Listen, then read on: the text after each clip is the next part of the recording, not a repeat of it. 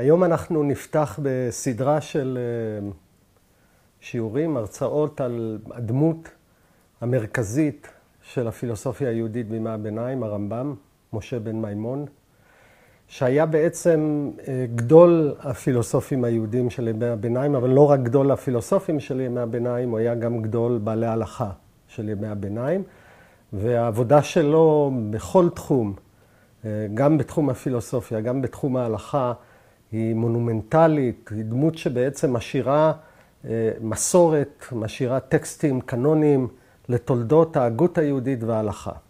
יש גם בהגות שלו, בעבודה שלו, שילוב בין פילוסופיה להלכה שנצטרך להציג אותו, ובעצם מבחינת המבנה של תולדות המחשבה היהודית, כשעוסקים בזרם הפילוסופי של המחשבה היהודית, הרמב"ם הוא הדמות המרכזית של ימי הביניים. במקביל, עוד מעט בעוד כמה שיעורים נגיע לזה, מתפתחת הקבלה, שמקבילה לפילוסופיה היהודית בימי הביניים, ואפשר להגיד שההגות היהודית של ימי הביניים משאירה בשיאה שני חיבורים מאוד מרכזיים שנעסוק בשניהם. אחד זה מורה הנבוכים של הרמב"ם, שהוא הטקסט הקנוני של הפילוסופיה היהודית, והשני, הטקסט הקנוני של הקבלה, ספר הזוהר, שגם בו נעסוק. אז אנחנו באמת צריכים לברר מה היה ייחודי במחשבה שלו. אנחנו הרי בכל תחום זאת השאלה שאנחנו שואלים, מה ייחודי במחשבה של הרמב"ם, מה היה הפרויקט שלו, מה היו השאלות הגדולות שהוא התמודד איתם. לפני שאנחנו נכנסים למהלך הזה, כדרכנו כמה קווים ביוגרפיים.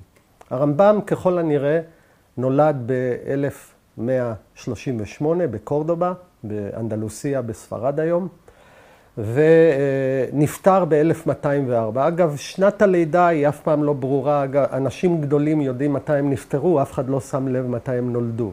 אז אנחנו מניחים שהוא נולד ב-1138. הוא חלק מהעולם הזה היהודי-ערבי של אנדלוס, שמוציא את השירה הגדולה, שמוציא את המדע הגדול היהודי של ימי הביניים, והוא בעצם סופה של התקופה הזאת. כי בשנות הנעורים שלו, כשהוא עוד צעיר, עולה כוח מוסלמי, שהוא בעל משקל הרבה יותר רדיקלי מבחינת תפיסת עולמו, מגיע מצפון אפריקה, אנחנו מתכוונים למוחיידון,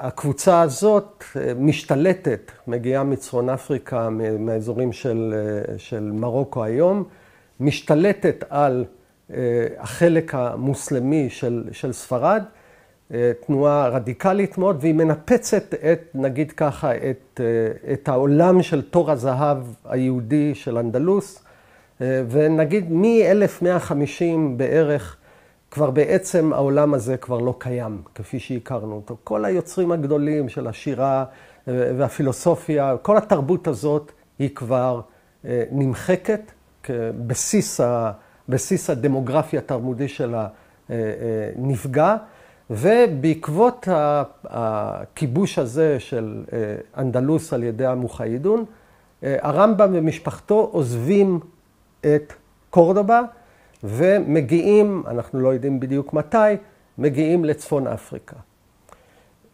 אנחנו בשלב הזה, הרמב"ם בשנים האלה שהוא נמצא במגרב, בצפון אפריקה, הוא כותב את היצירה הספרותית הראשונה החשובה שלו, וזה פירוש המשנה של הרמב"ם. הרמב"ם אגב הוא הראשון בעצם שכותב פירוש לכל המשנה ביהודית ערבית.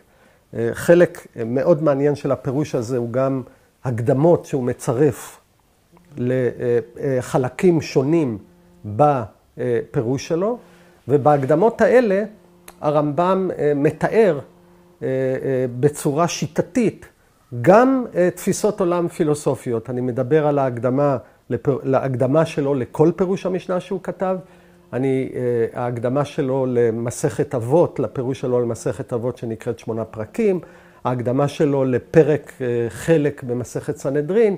יש לו, חוץ מפירוש רציף, יש לו כמה הקדמות, שבהם אתה כבר יכול להראות לא רק את העמדות ההלכתיות שלו שמפוזרות בפירוש המשנה, אלא את השקפת העולם שלו. זה טקסט מאוד מעניין, שמראה שהרמב"ם מחבר את הטקסט הזה בערך מגיל 20 עד גיל 27, משהו כזה.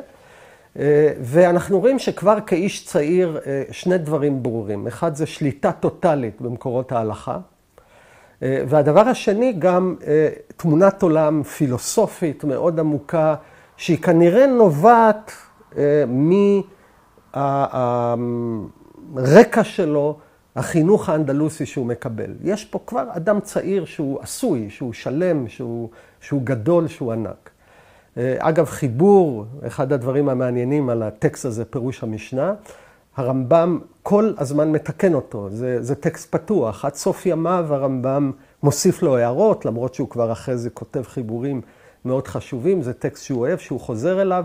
אגב, יש בידינו את האוטוגרף, דהיינו את הטקסט של פירוש המשנה עצמו, מכתב ידו של הרמב"ם. רואים גם את התיקונים שלו, את ההוספות שלו בצד. הוא לומד, הוא משנה את עמדותיו, הוא מוסיף, הוא מתקן. כתב היד עצמו, חלק מפירוש המשנה נמצא פה בספרייה הלאומית בירושלים.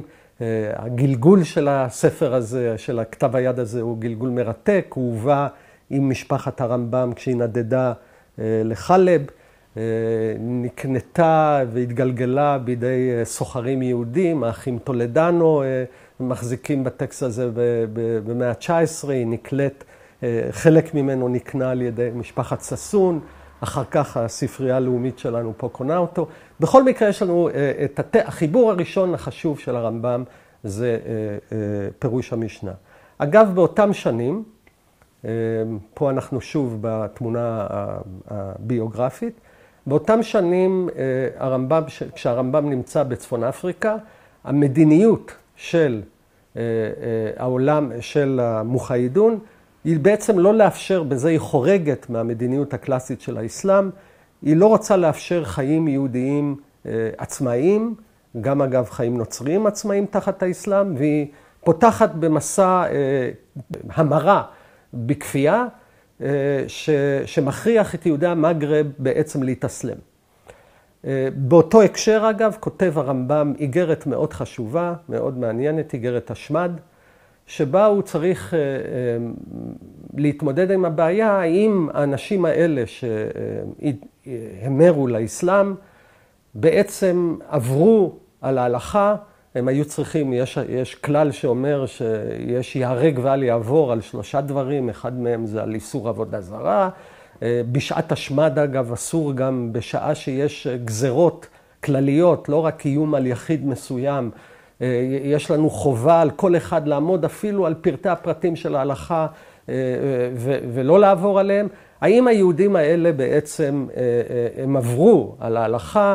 הם קיבלו אגב תשובה הלכתית מאוד נוקבת מהעולם האשכנזי כנראה, שאומר שהם כופרים, שהם מינים, שעדיף שהם גם לא יתפללו, שלא יקיימו שום חיים יהודיים, כי הם בעצם כולם חייבי מיתה על העובדה שהם לא עמדו בחובות שלהם והם המרו לאסלאם. הרמב"ם אגב כותב איגרת מאוד מעניינת שנכתבה בצעירותו, שבה הוא אומר, האנשים האלה לא היו חייבים, אין עליהם חובה הלכתית להתנגד להמרה הכפויה הזאת. מדוע? בגלל שכל מה שהם עשו זה ביטוי בשפתיים, הם אמרו את השהדה המוסלמית, הביטוי בשפתיים זה לא מעשה של פולחן אחר, והוא בעצם מתיר להם, הוא מחבק אותם בחזרה, הוא אומר תמשיכו להיות יהודים גם בתנאים האלה, הוא מאוד חושש לעובדה שמישהו פה דוחק אותם בשתי ידיים, והרמב"ם מתאר עמדה הלכתית מאוד מורכבת ביחס לאנשים האלה. אני מעלה את כל זה, חוץ מהעובדה שאיגרת השמד היא מאוד חשובה, כתעודה הלכתית אנושית, לא רק הלכתית, אנושית, במובן של היחס שלו למצוקה של יהודי המגרב, והיכולת שלו לחבוק אותם, להכיל אותם בתוך כלל ישראל.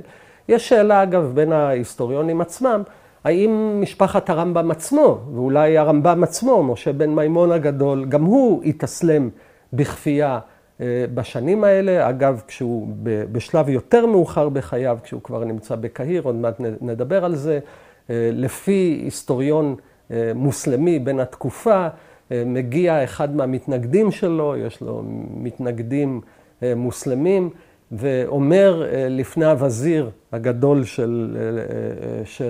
של קהיר, שבעצם הרמב"ם מתאסלם בצעירותו, והוא חזר ליהדות, ולפי חוקי האסלאם, מי שמתאסלם בצעירותו וחזר ליהדות, הוא דינו מוות, ולפי העדות של אל-קיפטי, ההיסטוריון המוסלמי הזה, בעצם הווזיר מציל את הרמב"ם ואומר, היות וההתאסלמות הזאת הייתה בכפייה, היא לא נחשבת התאסלמות, לכן האדם הזה לא חזר ליהדות אחרי שהוא נקרא מוסלמי. דהיינו, יש לנו איזשהן עדויות, שאולי ייתכן שהרמב"ם ומשפחתו עצמו עברו או חויבו, הוכרחו בכפייה להתאסלם. כמו שאמרנו, הרמב"ם עצמו חשב שמותר בתנאים האלה לעשות את זה. הוא המליץ ליהודים לברוח או לצאת מהאזורים שבו הם חייבים לחיות כמוסלמים, לפחות באורח החיים החיצוני שלהם, ולחיות חיים יהודיים במקום אחר.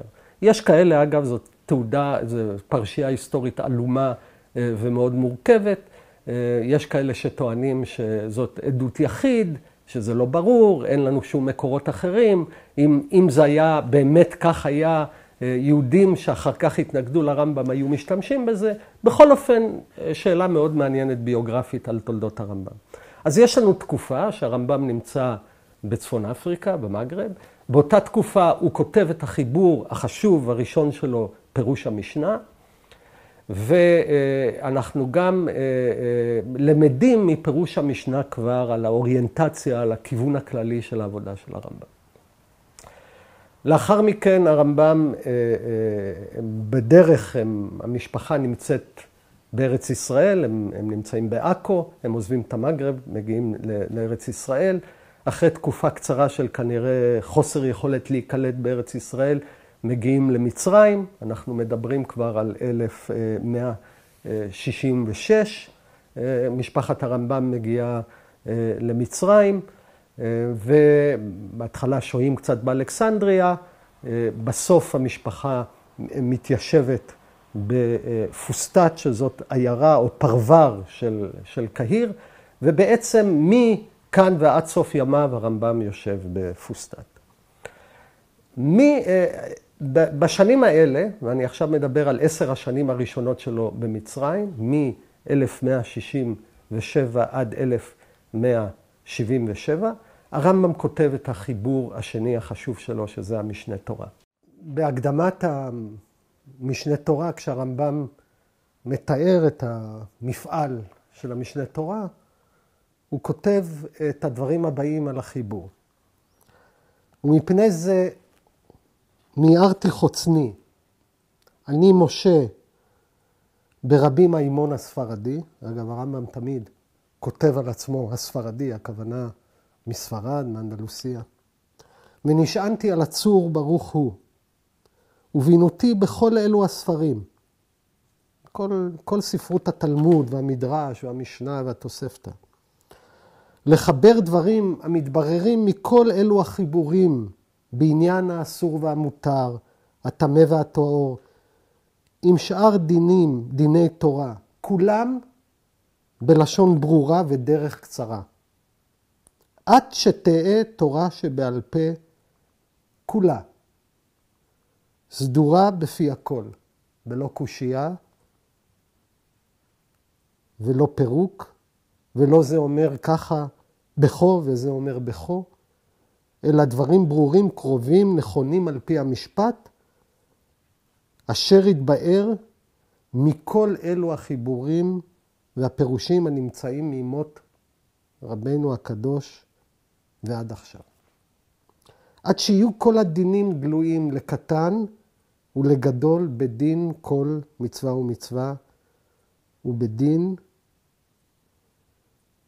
כל הדברים שתקנו חכמים ונביאים. זאת אומרת, הטקסט הזה הוא כולל, הוא כולל את הכל, הוא שקוף, הוא גם בלי משא ומתן, בלי מחלוקות. ואז הוא אומר את המשפט, בהמשך, המשפט שבעצם עורר הערצה ותרעומת ביחד. הוא אומר, לפיכך קראתי שם החיבור הזה משנה תורה. לפי שאדם קורא תורה שבכתב תחילה. ואחר כך קורא בזה, דהיינו במשנה תורה, ויודע ממנו תורה שבעל פה כולה, ואינו צריך לקרוא ספר אחר ביניהם. יש פה את כל התורה כולה. אני רוצה להגיד משהו על החיבור הזה. החיבור הזה הוא ניסיון לארגן את כל ההלכה כולה, את כל הדיונים התלמודיים, שלא נעשה לפניו. לארגן אותו מחדש, בצורה סדורה אחרת מהאופן שבו התלמוד סדור, בצורה סדורה ומאורגנת, ללא מחלוקות, ללא מסעים ומתנים, בצורה חתוכה, שקופה ונגישה את כל ההלכה כולה. בעצם הרמב"ם משנה בצורה דרמטית את הדפוסים שבהם ברגיל ההלכה נמסרת, דרך הדיונים התלמודיים הסבוכים של מחלוקות, של אסוציאציות, דיונים אסוציאטיביים. הרמב"ם מנסה לקחת את כל, אם נרצה אפילו להגיד, הכאוס, התוהו ובוהו ההלכתי הזה, ולארגן אותו בטקסט, בקוד, שקוף, נגיש, מכיל, כולל את הכל. זה הישג מונומנטלי. אגב, אחד הדברים היפים בטקסט הזה, שהוא גם הישג לשוני בתולדות העברית, נגיד ככה, זה טקסט נטול כולסטרול, עברית נטולת כולסטרול, נקייה מאוד. אחד הדברים הגדולים בחיבור הזה של המשנה תורה, זה האלגנטיות שבו. דהיינו שהזיעה שמושקעת בהכנה שלו היא לא מורגשת בטקסט עצמו. הוא נראה כאילו קל לייצר אותו, אבל כל תלמיד חכם יודע שלכתוב הלכה אחת במשנה תורה צריך ידע מכל מקום, מכל דיוני התלמוד בהקשרים אחרים, ובאמת הרמב"ם באחד האגרות שלו לחכמי לונל, שהוא מתכתב איתם על אודות שאלות של המשנה תורה, אומר 10 שנים עמלתי על החיבור הזה בעמל גדול. דבר נוסף שמאפיין את החיבור הזה, שהוא באמת מונומנטלי,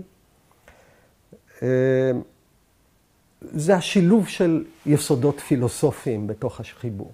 אגב, הפרק הראשון של המשנה תורה, שנמצא בספר המדע, שהוא הספר הראשון של המשנה תורה, מגדיר, ההלכה הראשונה מגדירה את האלוהות. יסוד היסודות ועמוד החוכמות, לידע שיש שם מצוי ראשון, והוא ממציא כל נמצא, וכל הנמצאים משמיים ועד ארץ, לא נמצאו אלא מחמת אמיתת הימצאו. ההלכה הזאת מגדירה את האלוהות, מתחילה בתיאולוגיה. הנה, אנחנו יכולים לקחת חיבור אחר הלכתי חשוב, שנכתב במאה ה-16, קוד חשוב מאוד, השולחן ערוך של רבי יוסף קארו. מאוד מעניין איך הוא מתחיל. הוא לא מתחיל בתפיסות תיאולוגיות, בפילוסופיה. הוא אומר, מה החובה הראשונה של אדם כשהוא קם בבוקר? כן? כשאדם קם בבוקר, יתגבר כארי, הוא מתחיל את הפרקטיקה ההלכתית היומיומית של היהודי. בשביל הרמב"ם הפילוסופיה, תמונת העולם הפילוסופית היא חלק מההלכה, ולכן הוא מתחיל בהגדרה של האל. זה הדבר הראשון שהוא עושה. בספר המדע אני תוהה, הרבה פעמים תהיתי, כמה טיוטות נכתבו על הניסוחים האלה, שהם ניסוחים מאוד מורכבים, שכמובן עוד נדבר עליהם בהרחבה. אז מלבד העובדה שהמשנה תורה הוא ניסיון לייצר קוד, לייצר טקסט הלכתי, שקוף, חד משמעי, נהיר, כולל, מכיל את הכל, יש בו גם כאמור שילוב של עקרונות מחשבתיים, שהרמב"ם אגב מנסה בשילוב של עקרונות המחשבה שלו לתוך קוד הלכתי, לייצר תמונת עולם נורמטיבית, פילוסופית של היהדות. אגב, כמובן צריך לזכור, וזה מאוד חשוב, היו, חוץ מגלי הערצה אדירים להישג הזה, היו התנגדויות מהותיות למפעל יש בעלי הלכה גדולים שאמרו, רגע, מה מקור הסמכות של הטקסט הזה? הרי הוא לא אומר לנו מה המקורות שלנו. אחד המשיגים הגדולים על המשנה תורה, הראב"ד, רבי אברהם בן דוד מפרובנס, מתייחס בהשגה הראשונה שלו, המשנה תורה אומר, זה המחבר, סבר לתקן ולא תיקן. הוא חשב שהוא יוצר לנו קוד נהיר וסביר. עכשיו יש כל מיני הלכות שאנחנו לא יודעים בדיוק מה המקור שלהם. אנחנו חולקים עליו, אם לפחות הוא היה אומר לנו מה המקור, אולי היה משכנע אותנו.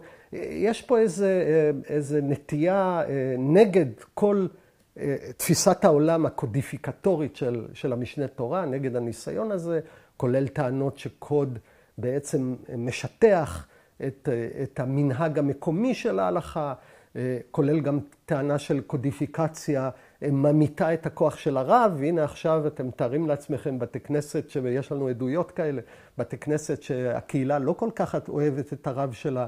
עכשיו יש לה חיבור שנקרא משנה תורה, הם אומרים, רגע, שנה שעברה פסקת לנו בעניין הזה כך וכך, עכשיו אנחנו רואים שהרמב"ם הגדול הזה פוסק אחרת, יש לכל אחד גישה להלכה. לכאורה, יש פה, בפרויקט הזה שהמשנה תורה, מבחינת הנחות היסוד של הפילוסופיה של ההלכה שלו, הוא פרויקט מהפכני ושיש לו הרבה מתנגדים. כמובן גם יש מתנגדים לרעיון הזה שהנה הרמב"ם מייצר תיאולוגיה נורמטיבית, מחייבת על ידי זה שהוא מכניס יסודות פילוסופיים לטקסט ההלכתי. אז כמו שאנחנו אומרים, החיבור השני הגדול, אנחנו עדיין עוד בשלב של התיאור הביוגרפי, ספרותי של המפעל של הרמב"ם. החיבור השני הגדול שלו, החשוב, אולי החשוב ביותר, זה המשנה תורה. עוד הערה לגבי ההתקבלות של המשנה תורה, וזאת הערה מאוד מעניינת, לנקודה מאוד חשובה. הספר הזה מעורר עוד שאלה, האם הוא תחליף בעצם לכל מה שהיה לפניו. האם העובדה שעכשיו יש לנו ספר הלכה מייתרת את העמל בסוגיות התלמוד, את הניסיון היהודי הזה של לברר לעומק את סוגיות התלמוד, את הדיונים, את המשאים ומתנים. האם הרמב"ם בעצם ניסה לייתר את כל העניין הזה? באמת בהקדמת המשנה תורה הרמב"ם אומר משפט שהוא סקנדל, שמעולם לא אמר אותו אדם לפניו ולא אחריו, הוא אומר ככה, אחרי שמישהו קורא את התורה, יקרא את המשנה תורה ולא יצטרך לשום ספר אחר ביניהם. בעצם הוא אומר, תראו, מי שבסיבוב ראשון רוצה לדעת את כל התורה כולה, את ההלכה, מה הוא מחויב, יש לו את המשנה תורה וזה בסדר. והוא מקבל אגב איגרת מאוד נוקבת על העניין הזה מפנחס הדיין. באיגרת לפנחס הדיין, הרמב"ם מצטט מדברי פנחס הדיין אליו. הוא אומר ככה, ועוד כתבת, אתה פנחס הדיין, באותו כתב נוסח זה, ככה, ודברי חיבוריך מהירים לעולם, אך למי שעסק בתלמוד ויודע שם החכמים אשר עסקו ונשאו בתלמוד והגמרא, ולא להתעסק בהם לבדם, וישתכח שם התנאים והאמוראים מן העולם. וכל שכן שלומדים ואינם יודעים מה לומדים וטועים באמרי החיבור. זאת אומרת, הטקסט הזה שלך משנה תורה הוא טוב לתלמידי חכמים, שהם יודעים תלמוד, אבל מי שלא יודע תלמוד, הוא צריך להיזהר. ולכן פנחס הדיין ככה מאיר הערה ביקורתית חריפה ואומר, ראוי להדרתך להודות לעולם, אתה צריך עכשיו לפרסם את זה בכל העולם, שלא יניחו הגמרא מלהתעסק בה.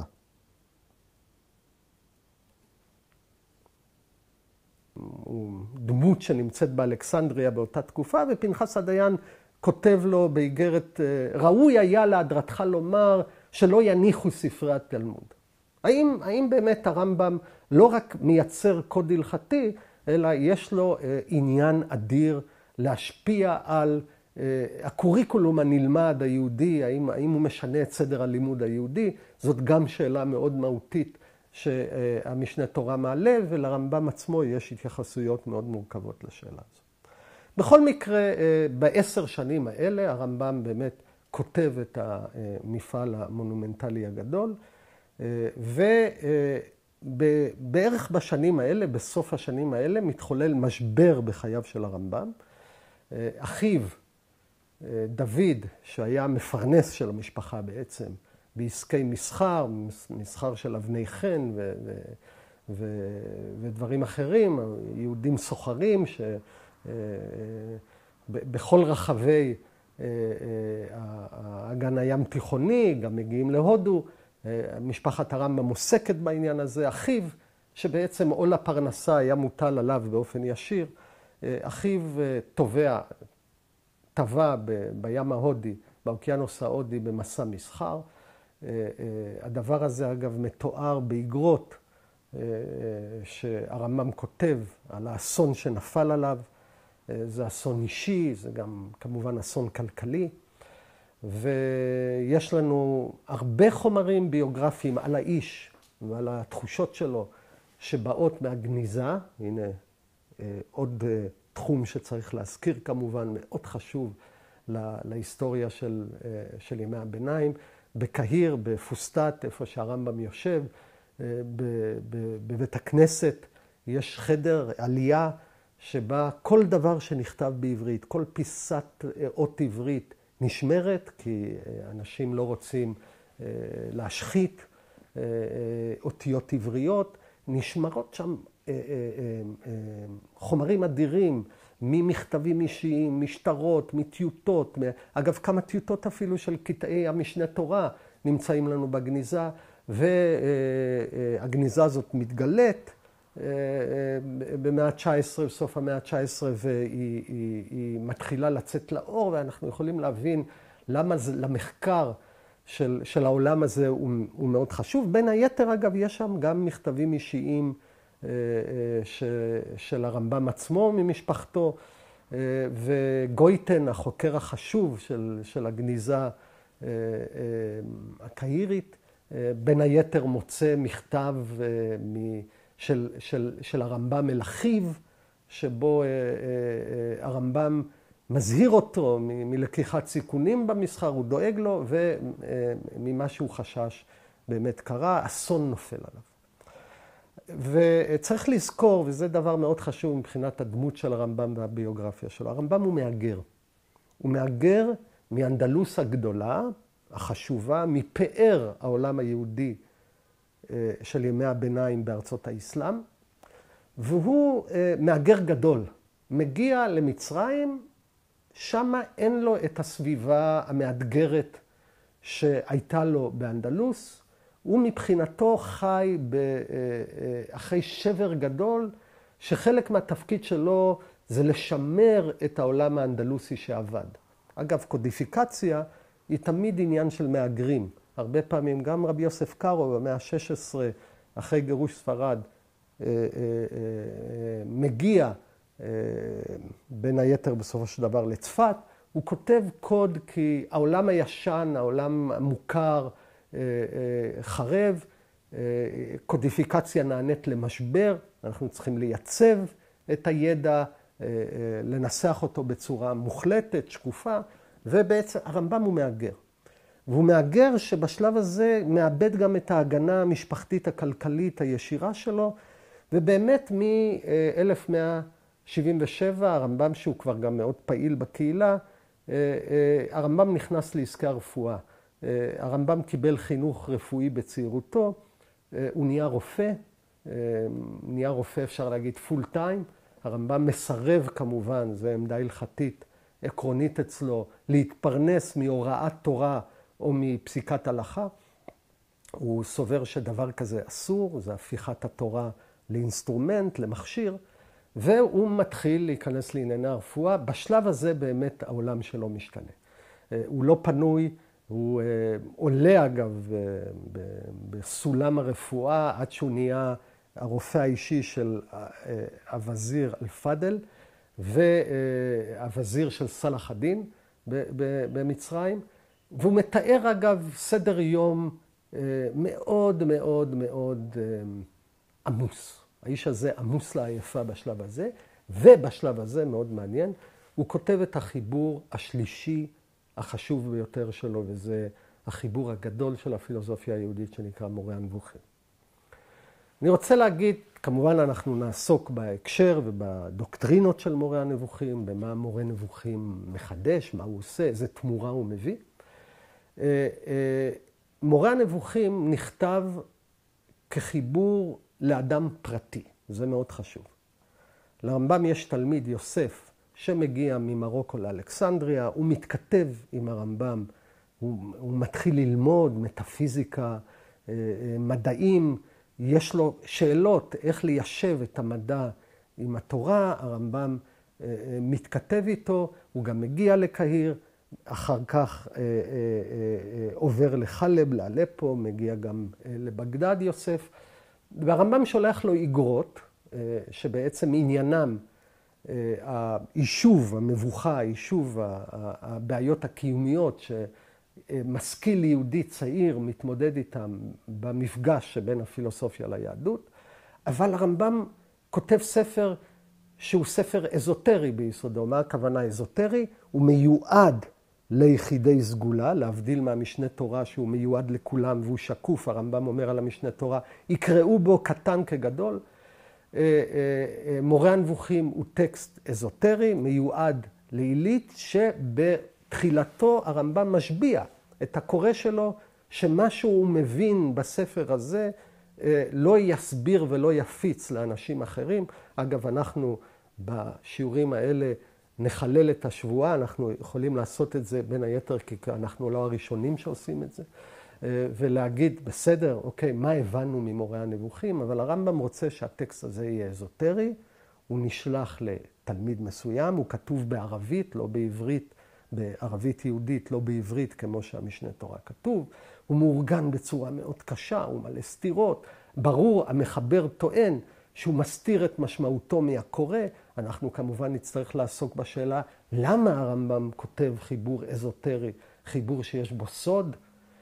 אבל מורה הנבוכים כטקסט, שהרמב"ם בערך כותב אותו במשך פחות או יותר 6 שנים,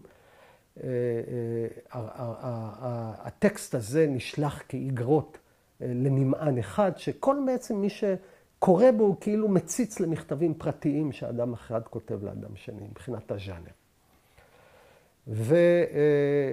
ובעצם הרמב"ם אחרי החיבור הזה, שוב, החיבור השלישי הגדול שלו, מפסיק לכתוב בענייני הלכה או פילוסופיה יהודית, כותב לא מעט ספרי רפואה בעניינים שונים, בתחומים שונים, עמוס לעייפה, איזה מין מלכודת דבש כזאת, הרפואה שנותנת לו מצד אחד מעמד ומצד שני משתלטת על חייו, והוא נפטר ב-1204. צריך לזכור שמבחינת הביוגרפיה שלו, מבחינת האיש, הרמב"ם הוא לא עוד הוגה מאוד חשוב של הפילוסופיה היהודית, גם בראייה העצמית שלו. בראייה העצמית שלו הרמב"ם הוא רפורמטור, הוא מייצר שינוי עמוק של היהדות כפי שהוא הובנה עד אליו, והוא מנסה לחולל תמורה. אפשר להגיד, הרמב"ם הוא כמעט במנטליות הפסיכולוגית שלו, הוא מין מתקן דת, כמו לותר. הוא רוצה לייצר 2 תמורות ענקיות, אחת זה בשדה ההלכה, השנייה זה בשדה הפילוסופיה, וככה הוא גם מתקבל, גם בעיני מעריציו וגם בעיני מתנגדיו. דמות יוצאת דופן, שנאמר עליה, בין היתר ממשה עד משה לא קם כמשה, וזאת לא, בוא נגיד ככה, זאת לא מליצה, יש בה יסוד מליצי, קצת מוגזם, אבל היא קולטת משהו במנטליות של האיש. וצריך לזכור, עם כל הדמות הכבירה הזאת, המונומנטלית, שבא לייצר שינוי מאוד עמוק במבנה היהודי, יש גם מהגר, הוא מהגר בסביבה לא מוכרת עד הסוף, עם כל הפגיעות והאמביוולנטיות של מהגר לסביבה שלו, ויש לנו בעצם באמת דמות יוצאת דופן בתולדות התרבות היהודית. מה שנעשה מכאן ואילך, אנחנו נתמקד במחשבה של הרמב"ם דרך הניסיון להבין את התמורות הייחודיות שהרמב"ם ניסה לחולל בתחום ההגות היהודית.